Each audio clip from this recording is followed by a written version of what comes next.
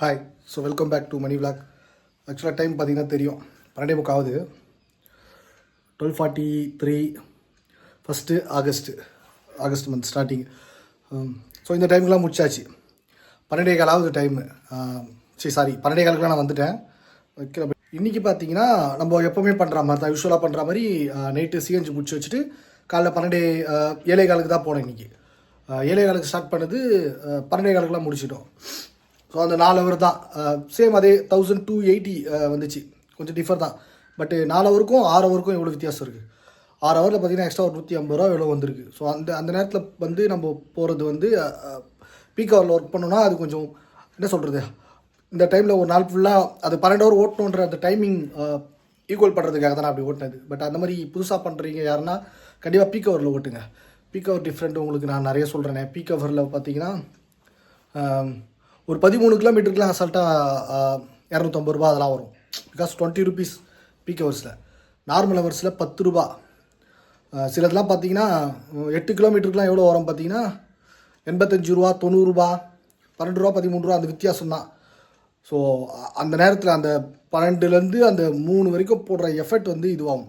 அதுமாதிரி ஈவினிங்கில் நேற்று வீடியோவே பார்த்துருப்பீங்க. ஈவினிங்கில் இப்போ நான் இது வரைக்கும் வந்து பார்த்திங்கன்னா 1280 ரூபா ஏர்ன் பண்ணியிருக்கேன்னா, பீக் ஹவரில் இப்போ ஈவினிங்கில் பார்த்தீங்கன்னா ஈஸியாக வந்து ஒரு 1300 ரூபா ஈஸியாக ஏர்ன் பண்ணிவிடுவேன். இங்கேருந்து இப்போ கிளம்புறேன் அப்படின்னா, நான் எங்கள் வீடு வந்து மேடவாக்கம் தாம்பரமில் இருக்குது. நான் ஒரே ட்ரிப்பு போகும்போது யூஸ்வலாக நம்ம அப்படி தான் பண்ணுறது. ஒரே ட்ரிப் இங்கேருந்து போகும்போது சிட்டியூவில் என்ட்ரு ஆகிடுவேன்.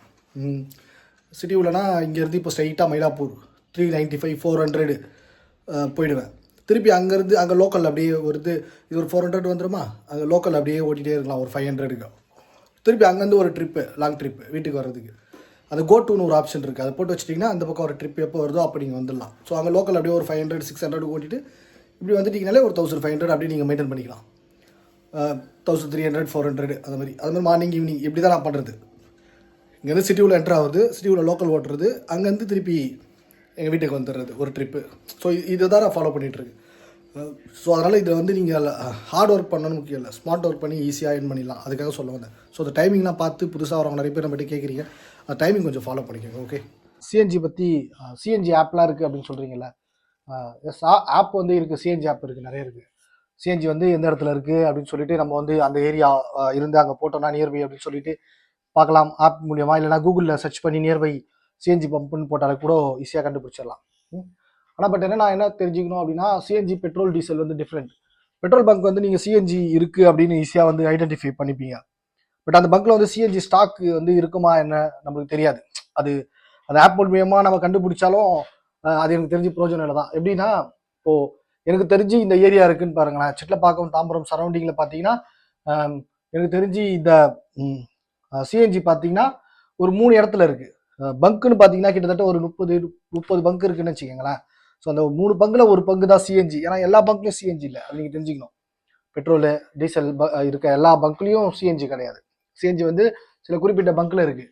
அதுவும் பார்த்தீங்கன்னா சிஎன்ஜி அந்த லாரி நம்ம இந்த கண்டெய்னர்லாம் என்டர் ஆகிறதுக்கு வந்து சென்னையில் வந்து பார்த்தீங்கன்னா ஒன்று 8 மணிக்குள்ளே வரணும், இல்லை 8 மணிக்கு மேலே வரணும், நடுவில் வர முடியாது.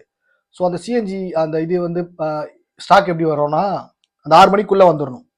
வந்துட்டு இப்போ அது வந்து சென்னையிலேருந்து அது வெளியில் மூவ் ஆகணும் அப்படின்ற மாதிரி சொல்கிறாங்க. நியூஸ்லலாம் கூட பார்த்தீங்கன்னா இப்போ நிறைய டிரைவர்ஸ்லாம் இது பண்ணியிருப்பாங்க, அதெல்லாம் அலோவ் பண்ணுங்க அப்படின்னு.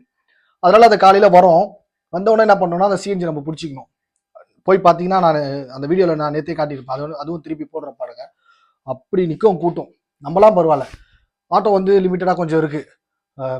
கேப்லாம் பார்த்தீங்கன்னு வச்சுக்கோங்க, கேப் டிரைவர்ஸ்லாம் ரொம்ப அப்படியே லாஸ்ட்டு எனக்கு தெரிஞ்சு 1.5 மணி நேரம் நேற்று ஒருத்தர் நின்று போட்டு போனேன். என் கூட போட்டவர் நான் ஆட்டோவில் வந்து ஒரு 20 மினிட்ஸில் போட்டது. நான் போட்ட இது அவர் வந்து பார்த்தீங்கன்னா 1.5 ஹவரில் போட்டிருக்காரு.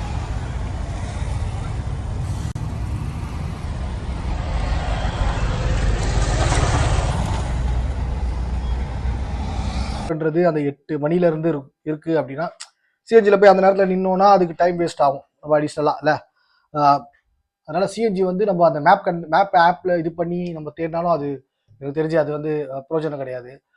இந்த ஏஜிபி பாரதம் அப்படின்னு சொல்லிட்டு சில சிஎன்ஜி மட்டும் போடுற பங்க் இருக்கும். அது எனக்கு தெரிஞ்சு சென்னையில் எத்தனை இடத்துல இருக்குன்னு தெரியல. இங்கே தாம்பரம் ஏரியாலேயே பார்த்தீங்கன்னா முடிச்சூரில் இருக்குது. Tambaram outer ring road Mudichur தாண்டி அந்த குன்றத்தூர் பைபாஸ் ரோடு டச் ஆகிற இடத்துல இருக்குது. அங்கே என்ன அட்வான்டேஜ்னா அங்கே வந்து பெட்ரோல் டீசல் கிடையாது, வெறும் கேஸ் மட்டும் இருக்கும், சிஎன்ஜி மட்டும் இருக்கும். ஸோ ஃபுல் அண்ட் ஃபுல் சிஎன்ஜின்றதுனால நேரம் குறைவு. அதே மாதிரி நாவலூர் பக்கத்தில் இருக்குது, ஏஜிஎஸ் பக்கத்தில் இருக்குது, அங்கே போனாலும் நம்ம ஈஸியாக பிடிச்சிக்கலாம். பட் சிட்டி உள்ள அந்த மாதிரி சிஎன்ஜி மட்டும் இருக்க பம்ப்ஸ் வந்து கம்மி தான். பெட்ரோல் பங்க்ல அடிஷ்னலாக இது இருக்குது, இருந்தாலும் அந்த ஸ்டாக் வந்தவொடனே காலி ஆகிடும், லைனில் நின்று போட்டு போயிடுவாங்க. இல்லை அதுக்கப்புறம் ஒருவேளை ஸ்டாக் இருக்குது அப்படின்னாலும் சிஎன்ஜி வந்து கேஸ் தான், இது பெட்ரோல் மாதிரி கிடையாது, அந்த குவான்டிட்டி அந்த லிட்டர் கணக்கில் போடுறது கிடையாது, இது கேஸ். அந்த பவர்னு சொல்கிறாங்க பார்த்தீங்களா, அந்த நல்ல பவராக இல்லை அப்படின்னா வெறும் பாதி கேஸும் பாதி காற்றும் வந்துச்சுன்னு வச்சுக்கோங்க, நீங்கள் அது பிடிச்ச பிரோஜனம் கிடையாது. ஃபுல் பண்ணிட்டோம்ப்பா அப்படின்னு நினைக்கலாம் நீங்கள். பட் அது அந்த ஓடுற கிலோமீட்டர் வச்சு நீங்கள் மைலேஜ் வச்சு நம்ம அதை கால்குலேட் பண்ணோன்னு வச்சுக்கோங்க, அது கரெக்டாக இருக்காது. சிஎன்ஜி எப்படின்னா டெய்லி டெய்லி டிஃபர் ஆகும். சில பங்கில் ஸ்டாக் உடனே வந்திருக்கும் ஃபுல்லாக, அப்போ பிடிக்கிறேன் நான் போய் காலில் பிடிக்கிறேன் அப்படின்னா நல்ல ஒரு மைலேஜ் இருக்கும். மதியத்துக்கு மேலே போய் பிடிக்கிறேன் அப்படின்னா இதில் ஒரு ஓட்டுறேன், ஒரு 3000 வரைக்கும் ஓட்டுறேன். ஏன்னா இது லிட்டர்லையோ மைலேஜ்லையோ குவான்டிட்டியோ வச்சு நம்ம அளந்து சொல்ல முடியாது, கேஸ் அதனால நம்ம சொல்ல முடியாது. காற்று அதை வந்து நம்ம லிட்டரில் சொல்ல, அதை வந்து கிலோவில் கால்குலேட் பண்ணி சொல்லுவாங்க. அதனால ஒரு கிலோக்கு இவ்வளோ மைலேஜ் கொடுக்குதுன்னு அப்ராக்சிமேட்டாக சொல்லிட முடியாது. நான் சொன்ன மாதிரி அந்த பங்க்கில் வந்து காலியாகி குவான்டிட்டி கம்மியாக பவர் இல்லை நிறைய இடத்துல ஆனால் சொல்லிடுவாங்க. நீங்களே பார்த்துருப்பீங்க சென்னையில் நோ ஸ்டாக் லோ பவர் அப்படின்லாம் போர்டு வச்சுருப்பாங்க, ப்ரெஷர் கம்மியாக இருக்குது இங்கே அப்படின்னு. எதுக்கு அப்படின்னா நீங்கள் அதை பிடிச்சாலும் நீங்கள் திருப்பி வந்து கம்ப்ளைண்ட் பண்ணுவோம் நம்ம, என்னங்க இந்த பங்கில் பிடிச்சோம், ஐயோ மைலேஜ் கொடுக்கல, பாதி தான் ஓட்டினேன், நேற்று அந்த பங்கில் பிடிச்சேன், அதுதான். அதெல்லாம் அவங்க என்ன சொல்லிடுவாங்கன்னா அந்த ப்ரெஷர் கம்மியான அவங்களுக்கே தெரிஞ்சிடும், ப்ரெஷரில் வேஸ்ட் லோ ப்ரெஷர்னு போர்டே வச்சுருவாங்க, நிறைய இடத்துல பார்த்துருப்பீங்க. அதுக்காக தான். ஸோ அவுட்டரில் இருக்கிற இடத்துல நம்ம ஈஸியாக பிடிச்சிடும் சிஎன்ஜி. அந்த மாதிரி நான் எதுக்காக சொல்கிறேன்னா, நீங்கள் அந்த ஆப்பை வச்சு நீங்கள் போறீங்க தேடுறீங்க அப்படின்னாலும் பங்கு கண்டுபிடிச்சிருவாங்க, பங்கில் ஸ்டாக் இருக்காது. சில பங்கில் 8 to மார்னிங் 10 to 6, எனக்கு தெரிஞ்சு சின்ன பக்கத்தில் நான் போகிறேன் 10 to 6. சில இடத்துல போனால் சென்னை உள்ளலாம் என்ட்ரானா நைட்டு 10 to காலையில் 6, காலையில் 10 to 6 இருக்குது, இல்லை நைட்லேருந்து 10 to 6. ஏன் அப்படின்னா இப்போ தேனாம்பேட்டை, அடையார் அந்த மாதிரி மெயினான ஏரியாவில் இருக்க சிஎன்ஜி பம்ப்லாம் பார்த்தீங்கன்னா காருங்க அந்த மாதிரி லைனாக நின்றுடுச்சு அப்படின்னா டிராஃபிக் ஜாம் ஆகிடும். காலையில் 8 மணிக்கு நிற்க ஆரம்பிக்கிறோம், நம்ம டியூட்டிக்கு போகிறோம், சிஎன்ஜி பிடிக்க நிற்கிறோம், அந்த நேரத்தில் ஸ்கூல் ஆஃபீஸ் போகிறவங்க வண்டிங்க ஃபுல்லாக அந்த பார்க்கிங் இதுவாகிடும். அவங்களையும் நம்ம தப்பு சொல்ல முடியாது, அதுக்காக தான் பார்க்குறாங்க, வேற ஒன்றும் இல்லை. எல்லா பங்க்லையும் அது நின்று ஃபியூச்சரில் ஒருவேளை எல்லா பங்க்லையும் சிஎன்ஜி வந்துடுச்சுன்னா பெட்ரோல் டீசல் மாதிரி ஆகிடும். இப்போ எல்பிஜி எப்படி இருக்குது அது மாதிரி சிஎன்ஜி நிறைய இடத்துல, எல்பிஜிலாம் இப்போ எங்கே போனாலும் பிடிச்சிடலாம், ஒரு ஏரியாவுக்கு பெட்ரோல் பங்க் ஈக்குவலாக அதுவும் வர ஆரம்பிச்சிச்சு. ஸோ அந்த மாதிரி சிஎன்ஜி வந்து நான் எதுக்கு ஆப் நீங்கள் சொல்கிறீங்க, ஆப்பில் இருக்குது அதை பார்க்கலாம், ஆப்பில் பார்த்தாலும் அது பிரோஜனம் கிடையாது, அந்த ஸ்டாக் இருக்கணும், ஸ்டாக் இருந்தால் அவங்க அந்த டைமிங் போடணும், இல்லை டைமிங் ஸ்டாக் ரெண்டுமே கரெக்டாக இருந்தாலும் அவங்க ப்ரெஷர் ஈக்குவலாக இருக்கணும். உங்களுக்கு நல்ல ப்ரெஷர் இருந்தால் தான் போடுவாங்க, இல்லை லோ ப்ரெஷர்னு சொல்லிடுவாங்க. ஸோ நிறைய பிரச்சனை இருக்குது. அதனால் ஆப் எனக்கு தெரிஞ்சு சிஎன்ஜிக்கு சாத்தியம், அது வேஸ்ட், அது எனக்கு தெரிஞ்சு அது கண்டுபிடிச்சி வேணா வச்சுக்கலாம், ஒரு ரெஃபரன்ஸுக்கு பார்த்துக்கலாம், இங்கே எங்கே இருக்குது அப்படின்னு. பட் வந்து அது நம்ம அதை நம்பி போக முடியாது. டெய்லி போகிறோம் அப்படின்னா இங்கே போய் பிடிச்சிக்கலாம் அப்படின்னா போக முடியாது. அதெல்லாம் வீட்டு பக்கத்தில் எங்கே ஒரு பங்க் இருக்கோ, ரெகுலராக ஒரு டைமிங் இருக்குது. இப்போ நான் ஃபாலோ பண்ணுறது இந்த சிட்டில் பக்கத்தில் மகாலட்சுமி பங்க்குன்னு ஒன்று இருக்குது, கரெக்டாக இருக்குது எனக்கு தெரிஞ்சு. காலையில் போவேன், ஒரு 6 o'clock 6:30 ஜிம்முக்கு போயிட்டு வந்துட்டு கிளம்பி 6:30க்கு போனேன்னா ஒரு 1/2 hour அப்படியே முடிச்சுட்டு போகிறேன். ப்ரெஷர் நல்லா இருக்குது, எப்போவுமே அந்த பங்கு நல்லா இருக்குங்க எனக்கு தெரிஞ்சு. ப்ரெஷர் நல்லா இருக்குது, மைலேஜ்லாம் நல்லா இதுவாக இருக்குது, நல்லா மெயின்டைன் பண்ணுறாங்க. அது ப்ராப்பராக அந்த லைன்லாம் பார்த்தீங்கன்னா அழகாக ஆட்டோ தனியாக கார் தனியாக அந்த வரிசையெல்லாம் விட்டு கச்சா பிச்சான் அப்படியே இதுவாகாமல் ப்ராப்பராக ஓரத்தில் நின்று ரோட்டுக்கு டிராஃபிக்லாம் இடைஞ்சல் இல்லாமல் அது அழகாக ப்ராப்பராக பண்ணுறாங்க. எனக்கு அந்த பங்கு ரொம்ப பிடிக்கும். நாங்கள் போய் தான் டெய்லி பிடிக்கிறது ரெகுலராக. அதுக்கே நான் இங்கேருந்து ஒரு 6 kilometer ட்ராவல் பண்ணி தான் போனோம். இல்லை அப்படின்னா வேற எங்கே போனோம், முடிச்சூர் போனோம், அது 11 kilometer ட்ராவல் பண்ணி போவோம். ஸோ சிஎன்ஜியோட நிலைமை, பங்க் நிலைமை இப்படி தான் இருக்கும்.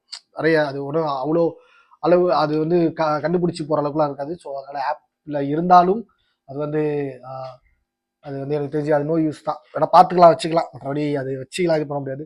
ஸோ புதுசாக வரவங்க தெரிஞ்சுப்பீங்க அப்படின்றதுக்காக தான் இந்த இன்ஃபர்மேஷன் சொன்னேன். ஸோ சிஎன்ஜியை பற்றி நிறைய பேர் கேட்குறீங்களே, சிஎன்ஜி எதுக்கு மைலேஜ் டெஸ்ட் பண்ணி சொல்ல முடியாதுன்னா அது கரெக்டான மைலேஜ் ப்ரெஷர் ஈக்குவலாக பார்த்து நம்ம போட்டு அப்போ தான் அது மைலேஜ் சொல்ல முடியும். நான் ஒரு மைலேஜ் சொல்லி நீங்கள் ஆட்டோ எடுத்து நீங்கள் சொன்னீங்களே ப்ரோ உங்களுக்கு இவ்வளோ வந்துச்சு அப்படின்னு, இந்த அவ்வளோலாம் வரல, நீங்கள் ப்ரெஷர் கம்மியாக அங்கே போய் பிடிச்சிட்டிங்கன்னா நீங்கள் ஃபீல் பண்ண ஆரம்பிச்சிருவீங்க. அப்புறம் நம்ம ஆட்டோ ஒரு மைலேஜ் தரலையோ, இந்த பிராண்ட் மைலேஜ் தரலையோ அப்படின்லாம் நினைப்பீங்க. ஸோ சிஎன்ஜி வந்து ப்ரெஷரை பொறுத்து, அந்த சிஎன்ஜி கேஸ் குவாலிட்டியை பொறுத்து அது வந்து மைலேஜ் மாறும். ஸோ அப்ராக்சிமேட் மைலேஜ் என்னால் பண்ண முடியாது, அதுவும் சாத்தியம் கிடையாது. பெட்ரோல்னா பெட்ரோல் 1 லிட்டர் பிடிச்சி போட்டு இல்லை எம்டி ஆகிட்டு 1 லிட்டர் கையில் வச்சு உங்கள் எதிர்க்க நான் ஊற்றி காட்டிட்டு ஈஸியாக பண்ணிட்டு போயிடுவேன். பட் இதில் அந்த மாதிரி பண்ண முடியாது. அதுக்காக தான் சிஎன்ஜி மைலேஜ் டெஸ்டிங்லாம் உங்களுக்கு சொல்லலை. அதே மாதிரி எவ்வளோ போட்டேன் எவ்வளோக்கு சுற்றினேன் அப்படின்னு சொல்லலை. அது மாறும், பவரை பொறுத்து மாறும், கேஸோட குவாலிட்டியை பொறுத்து மாறும். CNG different. ஸோ இது இந்த இன்ஃபர்மேஷன் உங்களுக்கு சொல்லணும்னு நினச்சேன், அதுக்காக தான் இந்த வீடியோ. நிறைய பேர் கேட்டீங்க, கமெண்டில் பார்த்தேன். ஓகே, ஸோ சிஎன்ஜி பற்றி எனக்கு தெரிஞ்சது சொல்லிட்டேன். வேறு யாருன்னா உங்களுக்கு எதனா தெரியும் அப்படின்னாலும் கமெண்ட்டில் சொல்லுங்கள். ஓகேங்க, ஈவினிங் அப்டேட் முடிஞ்சால் நான் அப்டேட் பண்ணுறேன். இல்லைனா இது ஒரு இன்ஃபர்மேஷன் வீடியோ தான் நம்ம எல்லாருக்கும். டெய்லி இந்த மாதிரி ஒரு 10 மினிட்ஸ் 8 to 10 மினிட்ஸ்க்குள்ளே ஒரு வீடியோ ஏதாவது ஒரு இன்ஃபர்மேஷன் நீங்கள் கேட்குற கமெண்ட்லேருந்து ஏதாவது ஒரு இன்ஃபர்மேஷன் எனக்கு தெரிஞ்சு நான் சொல்கிறேன். அதில் எதனா தப்பு இருந்துச்சு அப்படின்னா நீங்கள் எனக்கு ரிப்ளை பண்ணி இது தப்பு ப்ரோ, தப்பாக சொல்லிட்டீங்க அப்படின்னு சொல்லுங்கள், நம்ம கரெக்ட் பண்ணிப்போம். ஓகேவா? ஓகே, தேங்க்ஸ் டு வாட்சிங் திஸ் வீடியோ. தொடர்ந்து சப்போர்ட் பண்ணிகிட்டே இருங்க. தேங்க்ஸ்ங்க.